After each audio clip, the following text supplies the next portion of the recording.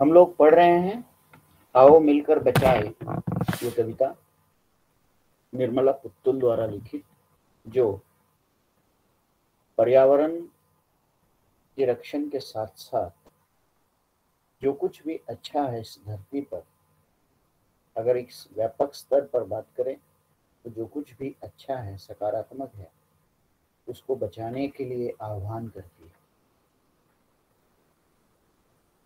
केवल कविता के परिप्रेक्ष्य में या थोड़े से उस कविता के केंद्र की अगर बात करें तो उसका केंद्र आदिवासी समुदाय है, उस पर केंद्रित है।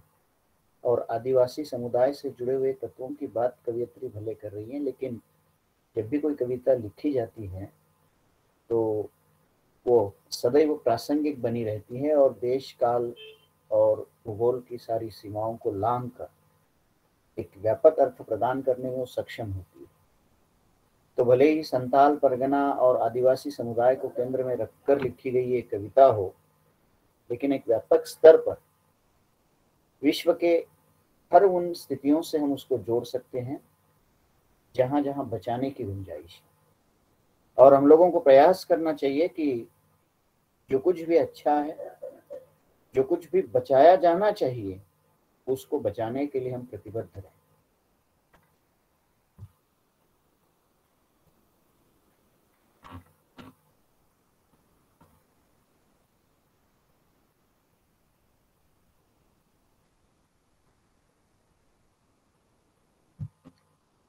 स्क्रीन दिख रही है आप लोगों को? Yes sir.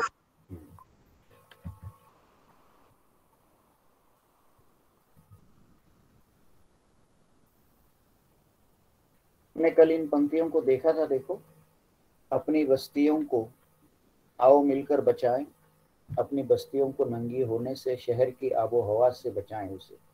यानी शहर की जो कुछ शहरीकरण के प्रभाव से जो कुछ उन बस्तियों पर और प्रकृति पर जो एक तरह से घुसपैठ हो रही है, प्रकृति का दोहन हो रहा है, प्रकृति को ठेस पहुंचाई जा रही है, कहीं ना कहीं प्रकृति की क्षति हो रही है, तो उन सभी बातों के संदर्भ में कवियत्री कहती है कि आओ अपनी बस्तियों को नंगी होने से हम बचाए, शहर की आबो हवा से बचाए।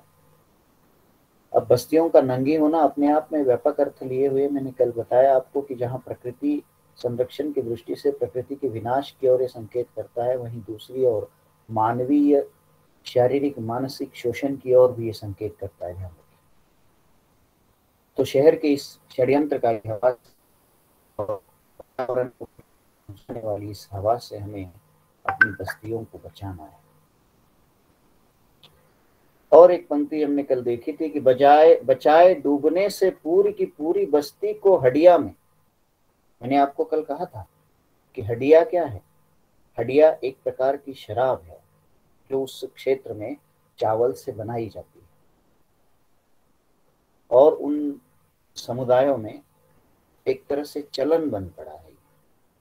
तो कई ऐसे आदिवासी समुदाय आप देखेंगे, देखिए व्यसनाधीनता की बात तो ये है ही, लेकिन व्यसनाधीनता के साथ साथ एक तरह से एक परंपरा का हिस्सा वो बना हुआ है उनका।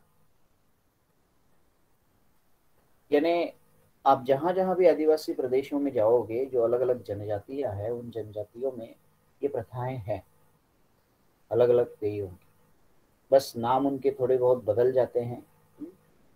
लेकिन इस प्रकार के यहाँ तक मैं तो कहूँ कि इस तरह की ये परंपराएं उनमें है कि किसी की आवभगत करने के लिए, किसी का स्वागत करने के लिए भी इस प्रकार के पेय जो है वो सादर किए जाते हैं। मतलब जैसे हुक्का आदि के बारे में आप जानते हैं कि कुछ प्रदेश हैं जहाँ पर हुक्का एक सम्मान का प्रतीक समझा जाता है या स्वागत के लिए उसको आगे किया जाता है। ठीक उसी प्रकार से यहाँ पर ये कुछ हडिया जैसे जो पेय है वो उस परंपरा का हिस्सा बना हुआ है। तो कवियत्री अपनी इस कविता में जो है उन कुरीतियों पर भी चोट कर रही हैं जो नुकसानदायक है, जो पूरी की पूरी पीढ़ी को बर्बाद कर रही है। और इसलिए कवियत्री कहती है कि पूरी की पूरी बस्ती हडिया में डूबने से हमें बचाना है।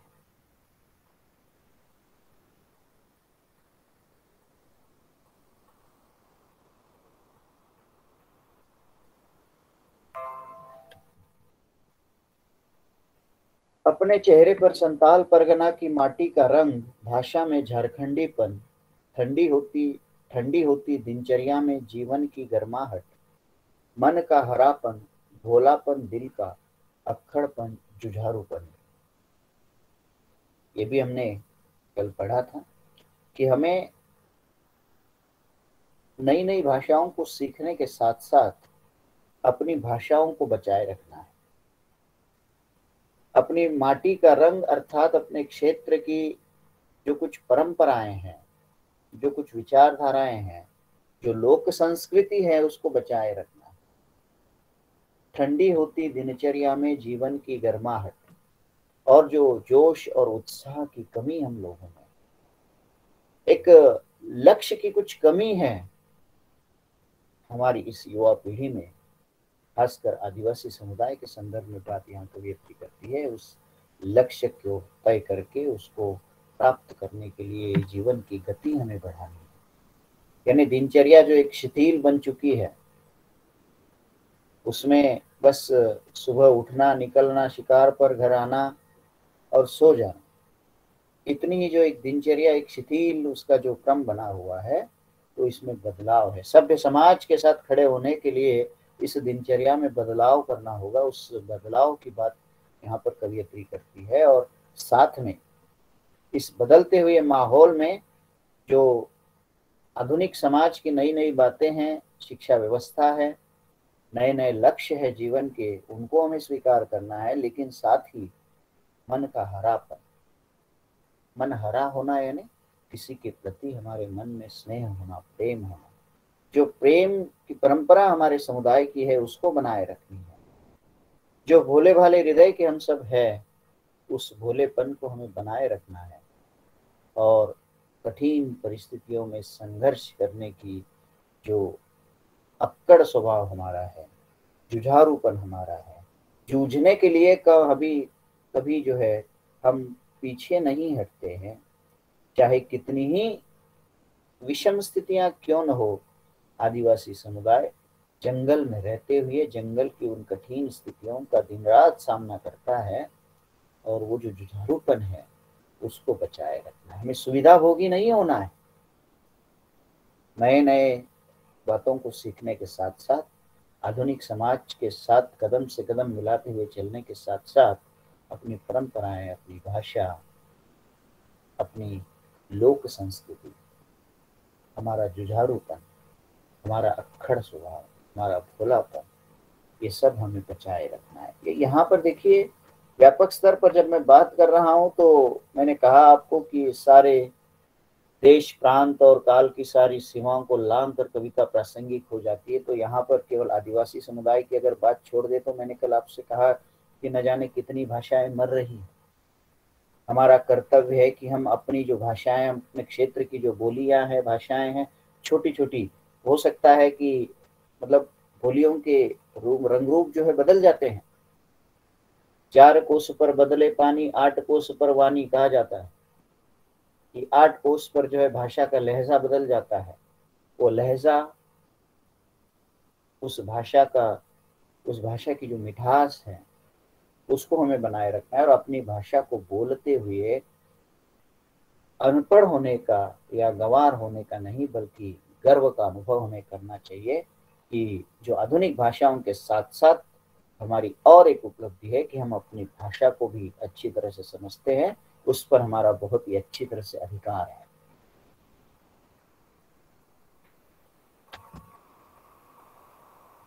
भीतर की आग, धनुष की डोरी, तीर का नुकीलापन, कुल्हाड़ी की धार, जंगल की ताजी हवा, नदियों की निर्मलता, ये सब हमें बचाना है। भीतर की आग यानी जो जोश है, विद्रोह की जो ज्वाला है, कहीं कुछ गलत हो रहा है तो उस आग को बुझने नहीं देना है, उसके खिलाफ आवाज उठाने की हमारी जो क्षमता है उसको बनाए रखना है।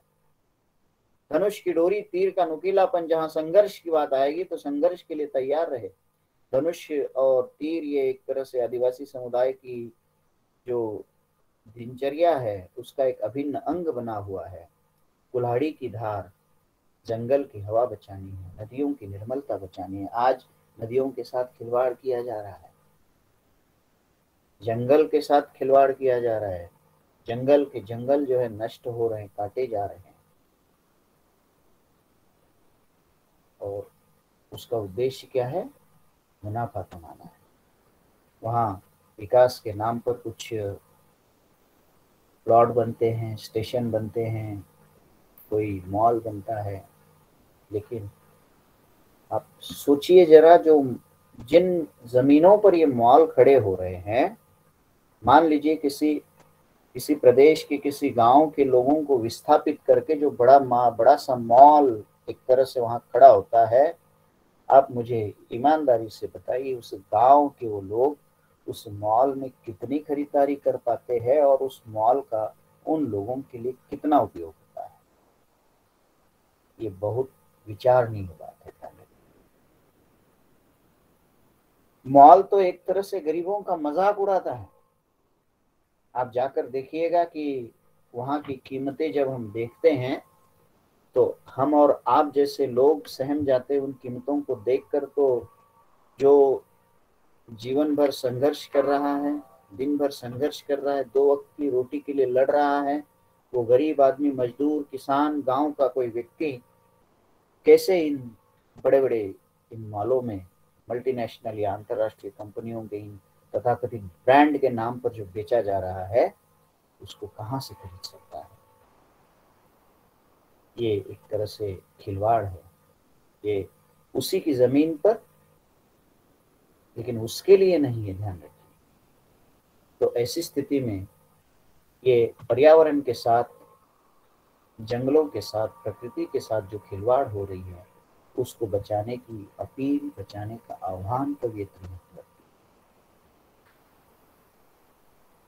पहाड़ों का मौन, गीतों की धुन, मिट्टी का सौंधापन, फसलों की लहलहाट,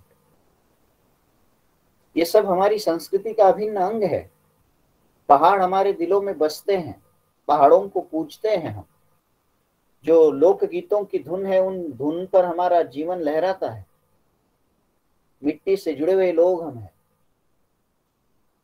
फसलों की लहलहाट, उसी मिट्टी, एक तरह से मिट्टी हमारी माँ है, और उस धरती माँ के प्रति किसी भी प्रकार से हम प्रताड़ना नहीं कर सकते।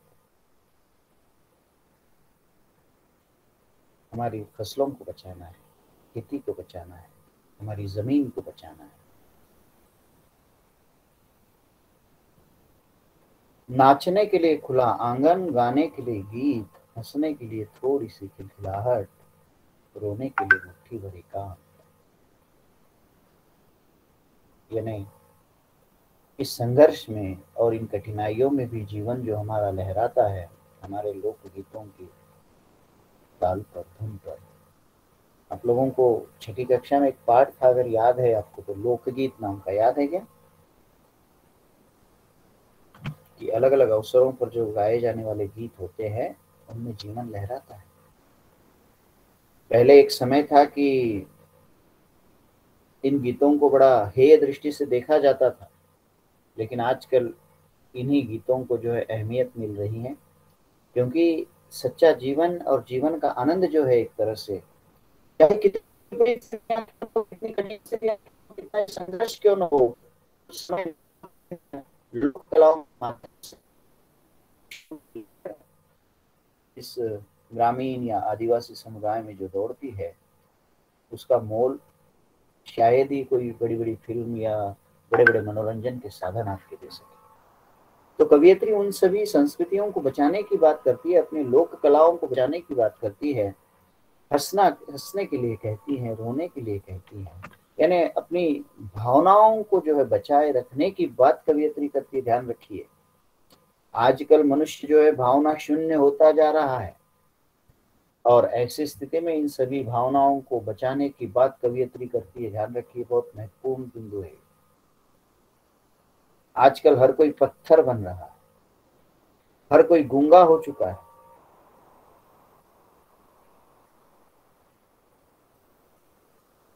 समझ रहे हो ना? मतलब जहाँ कुछ जो हो रहा है, किसी के प्रति कुछ व्यक्त करने की कोई तैयारी उसकी नहीं है, कहीं कुछ गलत हो रहा है तो विद्रोह का भाव नहीं है, किसी के प्रति कोई संवेदनाएं धीरे धीरे कम होती जा रही है। और इस मशीनी युग में ऐसा मान के चलिए कि धीरे धीरे मनुष्य मशीन बनते चला जा रहा है। तो कवियत्री यही कहती है कि ये सब हंसना खेलना, इन सभी भावनाओं को बचाते हुए, गाने बजाने की इन सभी स्थितियों को बचाते हुए मनुष्यता को और मानवीयता को बचाने की बात कवियत्री करती है। मशीन होने से हमें बचना है, ये कवियत्री कहती है। और इस अविश्वास भरे दौर में थोड़ा सा विश्वास, थोड़ी सी उम्मीद, थोड़े से सपने, आओ मिलकर बचाए। कि इस दौर में भी बचाने को बहुत कुछ बचा है अब भी हमारे पास। कवित्री का कहना है कि हाँ, ये दौर बड़ा कठिन है, अविश्वास से भरा हुआ है, हर आदमी यहाँ शक के घेरे में है, क्योंकि स्थितियां वैसी है। कौन कब किस तरह से अपना रूप बदल लेता है, गिरगिट की तरह रंग बदल लेता है, इसका कोई भरोसा नहीं है। लेकिन फिर भी दुनिया में अच्छाई कायम है, और इस बचाने योग्य इन अच्छाइयों को हमें बचाना है। थोड़ा सा विश्वास हम बचाएं, उम्मीद बचा करके, उम्मीद पर जीवन कायम है। हम रात को इत्मीनान से सोते हैं इस उम्मीद के साथ कि सुबह हम जागेंगे। किसी को पता होता है कि सुबह जागेंगे या नहीं? नहीं पता। जीवन क्षणभंगुर है, कब क्या हो जाए इस मनुष्य जीवन में बता नहीं सकते। लेकिन फिर भी हमें उम्मीद है कि हम कल ये कार्य करेंगे। हमें उम्मीद होती है कोई दोस्त जो हमसे बिछड़ जाता है वो मिलेगा। हमें उम्मीद होती है कि कोई जो हमें गलत समझ रहा है, हो सकता है उसको जब सही पता चले तो वो निश्चित ही हमारी बातों को समझ पाएगा। आशा ही जीवन है, उम्मीद पर जीवन चल रहा है, विश्वास के साथ ही हम एक दूसरे से जुड़े हुए हैं। तो कवियत्री का कहना है कि हम सपने देखें, विश्वास को बचाएं, आओ मिलकर बचाए। कि इस दौर में बचाने को बहुत कुछ बचा है अब भी हमारे पास। यानी चारों ओर अराजकता है, अन्याय है, अत्याचार है, लेकिन बहुत कुछ आज भी जो है बचा हुआ है जिसको हम बचा सकते हैं। क्या निराश हुआ जाए जैसा पाठ आप लोगों ने 8वीं क्लास में पढ़ा है, देखो उसमें बताया गया है कि हाँ, कभी कभी मन निराश हो जाता है क्योंकि सारी बुराइयों को देखकर मन बैठ जाता है। लेकिन कई ऐसी घटनाएं भी हमारे आसपास होती है कि जो बहुत अच्छी होती है, और जो ये विश्वास दिलाती है कि हाँ, अब भी कुछ हम बचा सकते हैं और अब भी निराश होने की कोई स्थिति नहीं है। देखिए बहुत सी घटनाएं, जैसे इस कोरोना समय में बहुत से लोगों ने निस्वार्थ रूप से लोगों की मदद की। हालांकि दूसरा दृश्य ऐसा भी था कि अपनों ने साथ छोड़ दिया।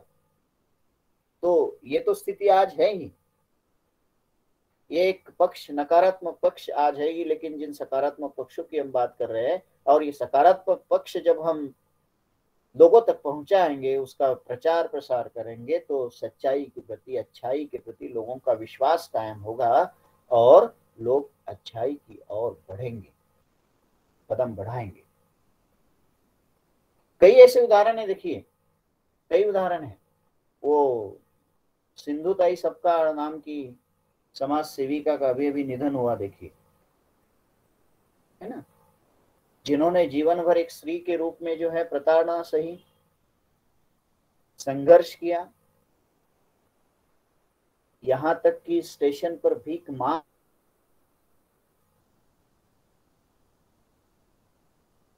बनाकर जिसने खाई, उसने अनाथ बच्चों को सहारा देते हुए न जाने आज कितने ही अनाथों की मां बनकर इस संसार से विदा हो गई।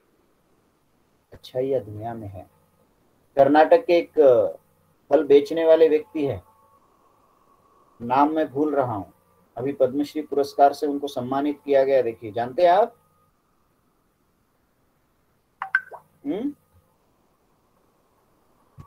जानते हो क्या? इस पिछले मंथ किया था। क्या क्या क्या? इस छत्तीसगढ़ के पीछे कई सारे। हाँ, बहुत से हैं। अब अगर वो लिस्ट निकाले तो बहुत लंबी लिस्ट है। जहाँ यहाँ जो पद्मश्री पुरस्कार वो हेब्बल जी को जो मिला वो अनपढ़ थे, एक बार कोई विदेशी उनके यहाँ आया और वो फल बेच रहे हैं और उसकी भाषा उनको समझ में नहीं आई, वो उत्तर नहीं दे पाए।